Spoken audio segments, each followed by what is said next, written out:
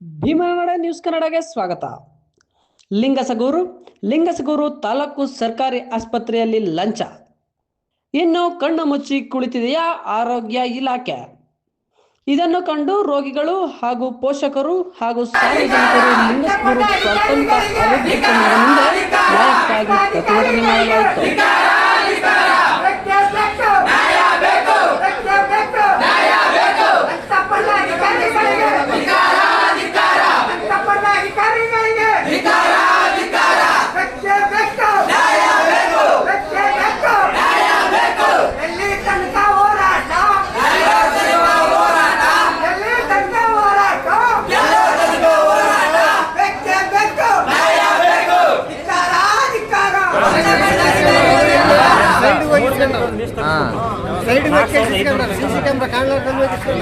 ಎಷ್ಟು ಸಿಗಂದ್ರ 4,000 ಸಿಗಂದ್ರ